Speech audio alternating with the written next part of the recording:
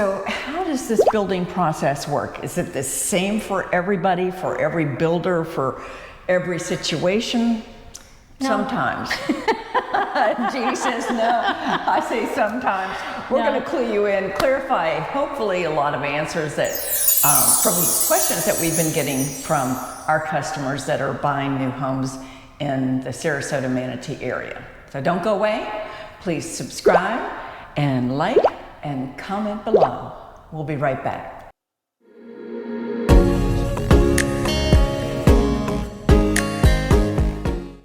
Well, Judy has given me an outline. This girl has every detail covered here. We're going to follow this and give us a little break here for referring to our notes. We don't want to miss anything. Yes. We want to better inform our viewers. And if you have questions, certainly comment below and we'll get right back to you. So where do we start, Judy? Oh, you know what? You left out. Contact your realtor. Yes. So And we're that would be assuming us. you've already contacted us and we're going to go take you out. So that was what I was going to say. Rule 1, find your realtor. You've got us. Right. Rule 2, get your financing in order. Know what we're looking for. Right. So before all of this actually purchasing a home, there's the steps of determining your room requirements, your needs versus your wishes. What your budget really is. Don't forget about lawn maintenance and replacing appliances at some point, saving for that stuff. Even though things are warranted initially, costs come up. Right. So all that's been factored in. So we're going to start actually purchasing a home. So what we usually start with and what a customer wants to know, especially in today's market, is what can I afford? And all of those things that Judy just mentioned should be factored in. You need to know what you won't have any maintenance costs. Not in a new home. Not the first year, but eventually. Yeah, 10 years? Yes, but you'll have taxes, you'll have heating and cooling your home, you'll have lawn maintenance if you're not in a maintenance-free community, you'll have blinds if they're not included, window treatments, furnishings, shelving, all that good stuff. So don't forget about your living expenses. And then the lender or whoever you go to get pre-approved will let you know how much you can borrow and what the interest rate is currently. And that's changing, so have to keep following that little ball. Most of the builders want you to get a pre-approval with their preferred lender. And it's not really a hard process, and it doesn't take any time at all. No. So and a lot of them can do a soft pull, so it's not dinging your credit. We do want you to do a pre-approval before we meet, though, so we even know where we're starting. Like to rule, to include or rule out certain communities because they're just not realistically in your budget, and we don't want champagne dreams and caviar wishes and all of that when we have a wine budget. Yeah, exactly. Red wine Grits budget. and cornbread budget, yeah. So, proof of funds for cash sales. They want to know that you're capable. And that's not a big ask. You should be ready to do that if you're going to pay cash. If you were going to buy something, or if somebody was going to buy something from you, you would want to know if they could actually pay for it, right? Yes. And then there are financing incentives that builders are still adding to their packages. Yes, and which might be covering their closing costs. Right. Or guaranteeing a rate, or buying down a rate. A lot of that's still happening. One thing we talked to, some builders have, as we've mentioned in another video, kind of bought chunks of money, bought a guaranteed rate. And so they might say, you can get this interest rate if it closes by March 31st, 2024. So there's some very hard dates. So understand what your payments are going to be with that interest rate, or should you choose a home that's going to be finished later, what your options are. Right. So we've gotten our pre-approval process, and then we're going to contract. And unlike the resale process, where we, as your realtor, are completing a contract that has been created by the Florida Bar and the Florida Realtors, you're going to write a contract that is provided by the builder. This can get confusing, but the builder's contract, generally you can't change things, like you can't say take out paragraph 11. Those things don't happen. However, we can request a copy of the contract in advance, and you can have it reviewed by a real estate attorney. Right. One thing that will be laid out in that contract is your payment schedule. What is your initial deposit? What warranties are included with that home, and a completion timeline will also be part of the contract. We're going to talk about payment schedule and deposits in a minute, but the completion timeline, we want to be clear, that is a range, not a guarantee. So if they might say it'll be done mid-March 2024, it might be done February 28th, it might be done April 15th, it might be done much longer than that. So understand those are ranges. The builders want to build the homes in a timely manner. But a few years ago, after one of the storms, we couldn't get HVACs, we couldn't get windows, and those delayed homes. That was during the pandemic. And the pandemic Yeah. and hurricanes. Yeah. So put those things together, it was a challenge. But we don't have a crystal ball and don't know if that's going to happen. No. Lately, many of our customers have been getting homes done quicker. So you might have a mover set for April 15th, and suddenly your home's ready March 15th. So just know that there needs to be a little flexibility. I would always look into a rental option if you need to rent. Maybe your home sells quicker, your apartment lease is ending. Have some contingency plans in place for somewhere to go for a few weeks or a month, and look at your options. The nice thing in Florida, there's a lot of short-term rentals here because of the tourists and the beach. So go enjoy the beach for a month. And then negotiations, those are still possible depending on the builder. Generally your negotiations are going to be verbal, and what we do is we will work with our builder advisor, builder sales manager, and they are going to take your offer to their boss, to the corporate office, so to say, and they're going to approve or deny whatever offer we've submitted. Generally, you're going to have more success negotiating with the home that's nearest completion when they want to get done and start another home.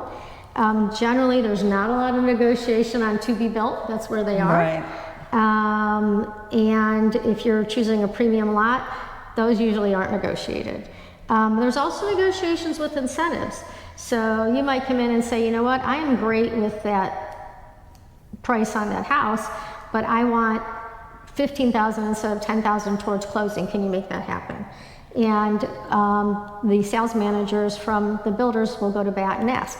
So they can't guarantee things, they can give us a realistic expectation, but that's where we are. So when it comes to making your deposit, you need to understand that there's a timeline to follow for you to make that deposit, and then if something happens, you have an X amount of days to change your mind, or to have the contract reviewed. If you have a life-changing event, I've often, well, not often, but I have seen builders work with people and not necessarily just work with them on that house, but maybe, like you said, their family expanded. Yes. Mom and dad are coming, so maybe they'll take the amount of money that you had started with on the first house choice and move it and apply it to a larger home, or vice versa. And I've even seen builders, even after the home is near completion, allow people to walk away and refund their money. I haven't heard of anybody losing any huge deposits. Nope, not unless it's just we changed our mind. Right, yeah. If it's something, what we call a force majeure, something that, nobody has any control over. Yes. They're going to work with you. Yes, and one thing to know about deposits, many deposits are due the day you sign your contract, within 24 hours, so that initial deposit can be quick. Right. And on the inventory homes, the deposit is usually less, but it can range from 3% to 20% for it to be built, depending on if it's financed or if it's a cash purchase. If you have a to-be-built home, there can be multiple deposits required. Sometimes it's based on a deposit on the lot, and then on the home, and with structural options. And then many times by the time you get to design, maybe your ideas have changed and you decide you're going to put $100,000 worth of design options in your house. Well, you're going to have to put a deposit on that. And that's not really very, that's reasonable. Yes. Right. Usually that's 10 to 20%, sometimes 35%. And that's usually on a home that you're not putting it's like if you spend more than X amount of dollars, but they're usually not the more expensive homes, don't ask for the 35%. So, right. But each builder is different. That's where I said earlier that they're not all the same. So, but we'll get those specifics when you fall in love with the right house and the right community. And custom homes or to-be-built homes, custom homes for sure are going to have a construction type loan with draws taken from the amount of the deposit and the money that you put into escrow. And Judy was just telling me that Neil actually is offering construction loans In again. certain communities, yep. I'm not sure what the advantage to that is, but... No, because their regular deposit policy is not that bad. It's very workable. Right. Yeah. So, but yeah, one of the sales advisors the other day in a community in Parrish said, hey, we might even be able to do that. So you never know. So one thing we want to set expectations for is the construction process. Generally, these homes are about 6 months, maybe 8 months. You've got permitting, some other things, ordering supplies. But your construction is going to have inspections along the way. Some of these inspections we can fill in for you, and we can go meet the person, maybe do a virtual phone call, video chat with you on the inspection. Some of the other ones, you're going to want to be here. So if you're out of state, plan for a few trips down in the process. Your first one is the foundation. So your slab is poured.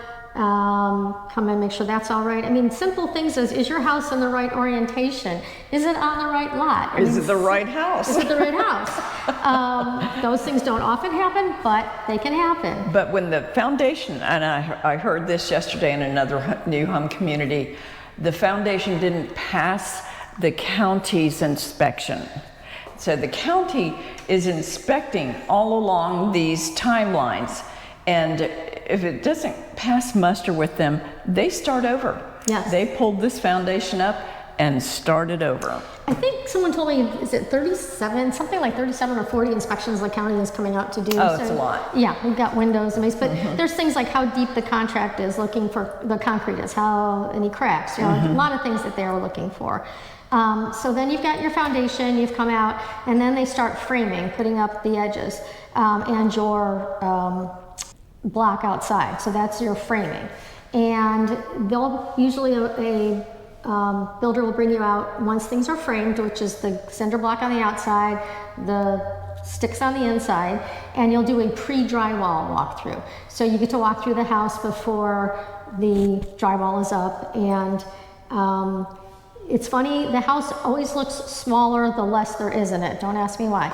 But you'll do a framing and you'll get an idea of how your house is coming along. That way, if your trusses are connecting properly and things are light, you can see it. The drywall inspection. This is a super important one. And it's not your inspection to see if it's done right. It's your inspection to come through and see it with the walls, make sure that the electrical outlets are being placed in the right place, making plumbing is sure. Both Susan and I have helped some of our customers on drywall inspections, and we've noticed a floor outlet is missing. I noticed an outdoor kitchen outlet was missing. Or lights in the wrong place. Lights in the wrong place, things like that. So that pre-drywall inspection is the time to catch those and be able to make those changes. Your builder, building manager, superintendent, whatever that builder calls them, will be doing all of these with you and will communicate with you. And they're the ones that you say, hey, I think this is supposed to be here. They will check. Or, hey, is it possible? I know my customer is planning this big outdoor kitchen and they needed an extra electrical out there. So that's the one that you work with then. There may be a cost to changes at this point, or if it's just an oversight, they'll make it happen. Then you have an orientation or your walkthrough. This orientation and walkthrough is usually a couple weeks out, maybe 1 to 2 weeks out before you are down and you're completed. Before you close. Yes. And this is your punch list. So this is where you may be handed blue and green tape to mark paint in corrections, tile problems, things like that. Or we get the tape. Or we get the tape and While we do you're it. looking at the operation part of things. Yes. And you're also getting your orientation. This is how this works. This is where your outdoor water shutoff is. All of that's happening. That's super important for you to be here in person. You also want to test the appliances if they're in. You want to test doors and windows, make sure everything's shutting, sealing. You want to check water faucets to make sure hot and cold are where hot and cold should be. It's kind of like my thing now. I do at all my inspections. And you usually get to meet your builder warranty rep at that time, and you get that relationship started. That's important in a minute. And then after that one is your final walkthrough. And your final walkthrough is generally the day before or the morning of closing. And that's just, hey, we made this punch list, I took notes, and your builder took notes, and you want to make sure everything's done or everything's been ordered or is in process. Right. So you'll know that. And so your final walkthrough, and then you'll go to closing, which we'll get to. A lot of people, and we do encourage third-party inspectors, professionally licensed and insured inspectors, that to come out to your home. They, depending on the builder and depending on the progress in your home, if you're buying a to-be built that's a month out, obviously they can't do a drywall inspection. But you can have a third-party inspector come out and look at your home. You have to arrange that with the building superintendent or your sales advisor. Some of them want to know about this 2 months out, a month out, even though it's for scheduling, but they want to be able to fix and appease you and manage the things on your list. So, but a third-party inspector is super helpful. Many of them have drones. They look at the roof. They look at things that we don't know to look for, or they often catch other things. And we will often meet that third-party inspector or be there as well. So, but don't. Then their report is shared with the buyer and then with the superintendent. And the superintendents, they pay attention to those inspections. Yes, and they usually come with great photos, and things are explained very well. But don't overlook investing. That's one of those things that with any home you buy, you should have a third-party professional inspector. New or resale. Yes. Okay, so closing, you're there. You're sitting down and you've got your paperwork in front of you. Are we going to use a title company or an attorney? And you can do an attorney if you want, but that's not required in Florida. Why not? I'm not sure. Well, I know that the resale contracts, the Florida Bar and the Florida Realtors have made those contracts together. So they've already been created by an attorney. And recreated and recreated. And picked over and changed. And as soon as we learn them, they change them. Right. But the builders' contracts are different now. Don't forget that. Yes. And, with the amount of people that they have buying for them, if they made any changes in their contract, they would have to go back to their attorneys and have them rewrite the contract. And they just can't do that. That would be just another cost that would be passed on to the buyer. Yep. So we use title companies. Generally, we use title companies. So at that closing, you will have your mortgage documents to sign if you're financing. You'll sign your deed, and you'll have your money transferred. Usually that's done before the closing so that it's a smooth process. And that is often done through a title company's portal. Very rarely are you going to bring a check. It's a very secure process. Be very careful of fraud. Always call us. Make a phone call first. I'm ready to send my money. Right. Is this, confirm again where you're sending it or how it's going. Right. Be very careful. Do not rush that process. Even though it's a timeline, take your time. Right. You can expect to pay for title insurance, the services for escrow, and the transfer taxes that go to the state based on the amount of the sale. Taxes and these fees are basically promulgated fees that are based on the purchase price. Okay. So, and then there's the HOA and the CDD fees. You're going to pay upfront probably a quarter of those, maybe a even year. a year. And then if you're doing a FHA loan or some kind of special loan product that is doesn't fit into the conventional slot, you may have private mortgage insurance. So be aware of that. Make sure way back when you began the process, as we've described, that you're talking about that with your You may lender. hear private mortgage insurance called PMI. That's what PMI is. Then you get your keys and your mailbox keys and your garage door openers and your amenity fobs if there's amenities in your community. And that is just... Or you may have to go visit the HOA manager if they're on site and get your fob that way. Right. So warranties. So warranties, we wanted to talk a little bit about being realistic, because when you contract a few months prior to closing on your home, you are envisioning this perfectly pristine, Perfected. executed to a T home. And there's things that sometimes just have to be redone, finished, polished up, spit shine, tweaked. So you'll have a punch list, and that's what you're doing on those walkthroughs, those final walkthroughs. And there might be some punch lists remaining. Perhaps there was a cracked window and the window's on order and just isn't here yet. Or there was a scratch in the hood, something like that. Your building manager, usually for 30 days, will still work with you on that. And the warranties, depending on the builder, can be what is called a 1, 2, and 10-year warranty, or maybe it's just a 1 and a 10-year warranty. The 10 applies to the structural parts of the building, and the 1-year warranty is usually more cosmetic, right? And paint, and pavers. Right. And when it comes to your appliances, you have the warranties with the company that made the appliances. And you're going to find that you want to record those warranties for the day that you move in. It won't, even if that air conditioner's been sitting there for a year, that warranty doesn't kick in until you move in. You take ownership, Right. So we have these warranties that are serviced by the builder, or sometimes they turn it over to a third-party warranty company that you would follow up with.